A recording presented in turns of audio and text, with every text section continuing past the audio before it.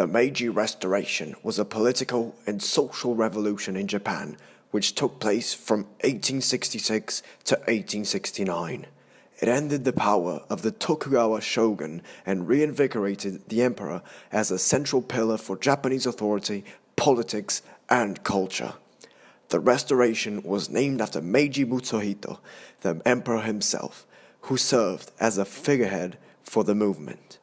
Today, we'll be taking a look at why it happened and how it forever changed Japan, even up to the point at which the Second World War was being fought.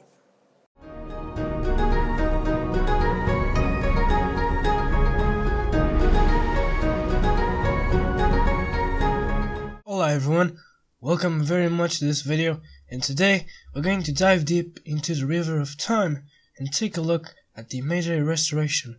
What is it and why it happened? By the way, a friend of mine asked me to record the initial intro, which I think is really cool and is something that is going to occur from this video forward. Also, I am terribly sorry for not posting any videos at all. I've been super unorganized with my schedule, but now I have finally managed to make things right. Hopefully, I'll start posting videos every 3 weeks. The growing commerce between America and China and the presence of American whalers in the waters of Japan increased the monopoly of coaling stations, where ships would go and get their coal by both the British and French, were some of the contributing factors that led the United States President Millard Fillmore to send an expedition to Japan. In 1851, U.S. Secretary of State Daniel Webster drafted a letter addressed to the Japanese Emperor. In it assures that the planned expedition under the authority of Commodore John H. Olek had no religious purpose whatsoever, but was only to request friendship and commerce. That same letter also boasted of American expansion across the North American continent and the technical prowess of the country. However, Olek was relieved of this commanding duty before he could undertake the expedition. His replacement, Commodore Matthew Perry, was a senior ranking officer in the United States Navy and had extensive diplomatic experience. In 1852, Perry was assigned that same mission to force the opening of Japanese ports to American trade. As he arrived near Japan, he ordered his ship to steam past the Japanese lines towards the capital, Edo, and to point their guns towards the town of Uraga. He refused any Japanese demands to proceed to Nagasaki, the only port that was open to foreigners. In the meantime, the Japanese government was paralyzed by the illness of the shogun, Tokugawa Ieyasu, and had political indecision on how to handle the American situation. On July 11th, the chief senior counselor, Abe Mashiro, decided that simply accepting a letter from the Americans did not constitute a violation of Japanese sovereignty. After presenting the same letter to Japanese delegates, Perry promised to return the following year for an answer. Perry returned on February 13th, 1854, after only half a year rather than the full year he promised, with 10 ships and 1,600 men. Perry was allowed to land at Kaganawa, where after a month-long negotiations, the Convention of Kanagawa was signed on March 31st, 1854. It meant the end of Japan's more than 200-year-old policy of national seclusion by opening both the ports of Shimoda and Akodate to American vessels. It also ensured the safety of American castaways and established the position of an American consul in Japan. The treaty led to the United States-Japan Treaty of Amity and Commerce, the Aris Treaty of 1858.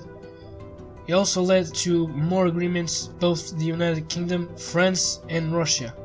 Internally, the treaty had far-reaching consequences. Decisions to suspend previous restriction on military activities led to a rearmament by many domains, and further weakened the position of the shogun. Debate over foreign policy and popular outrage over perceived the appeasement of foreign powers was a catalyst for the Sonyo Joino movement, the movement to overthrow the Tokugawa shogunate, and a shift in political power from Edo back to the imperial court in Tokyo in Kyoto.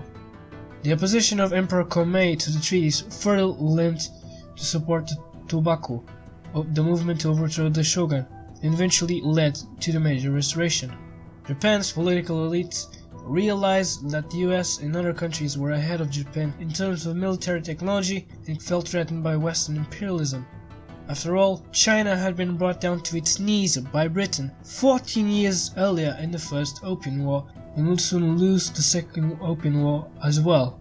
Rather than suffering a similar fate, some of Japan's elites sought out to close the doors even tighter against foreign influence, and the more foresighted ones began to plan a modernization drive.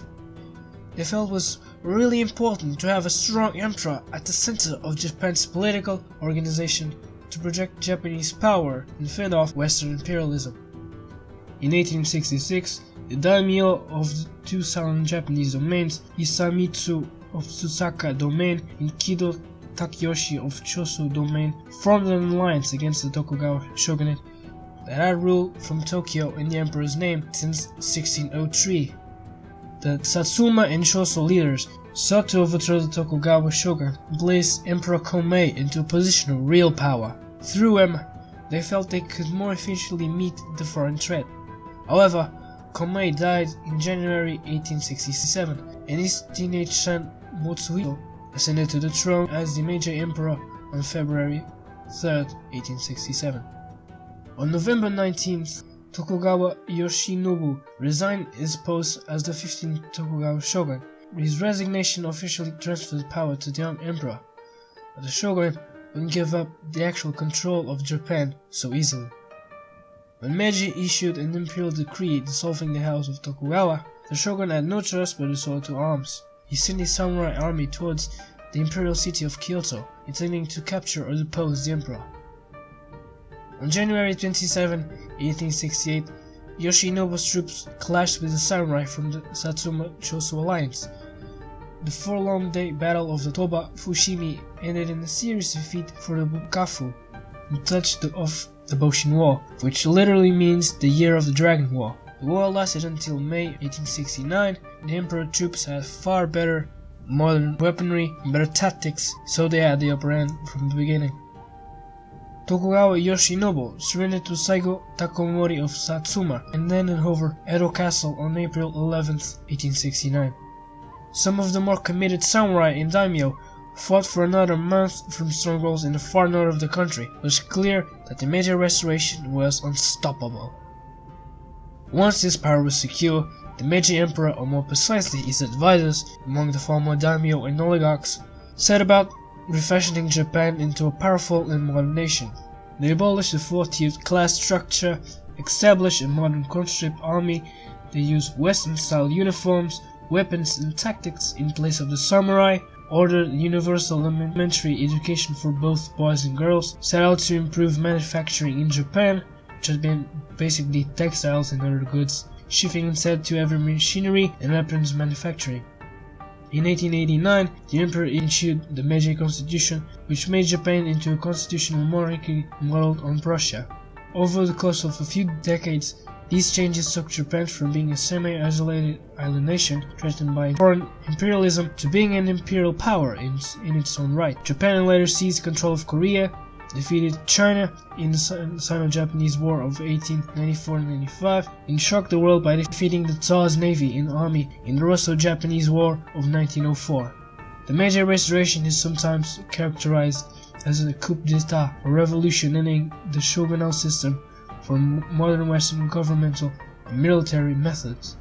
Historians suggest that leaders who created the events 1866-1869 did not only do so to emulate Western practices, but also to restore and revive older Japanese institutions. Rather than a clash between modern and traditional methods, or between West and Japanese practices, it was a result of a struggle to bridge those dichotomies and create new institutions that would evoke both Japanese uniqueness and Western progress. And it didn't happen in a vacuum. At the time, a global political transformation was underway, involving the rise of nationalism and nation-states. Although the Meiji Restoration caused a lot of trauma and social dislocation in Japan, it also enabled the country to join the ranks of world powers in the early 20th century.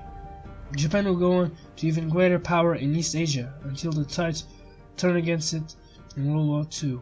Today, however, Japan remains the third largest economy in the world and a leader in innovation and technology, thanks in large part to the reforms of the Meiji Restoration. Though dramatically changed, Japan would have not been called modern yet in 1889 by most observers. The two post-Restoration decades out, however, planted all those seeds that would grow into full-fledged modernity and imperialistic vigor at the beginning of the 20th century.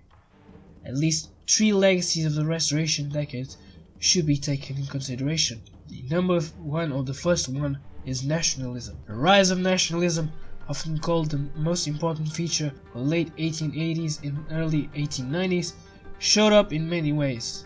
In the widely heralded pride over the Constitution, in the issuance in 1890 of the imperial restraint on education, a stirring doc in which school students regularly recited their loyalty to the country and emperor.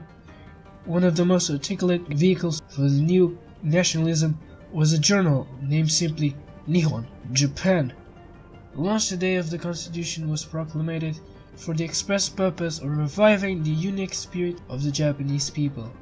The seeds of the new national pride lay in the early Meiji soil, when the government had worked so hard to make the entire populace aware of the Japaneseness, create national holidays, making the emperor both sovereign and high priest, sending Tokyo newspapers to every part of the country, instituting compulsory education and military service.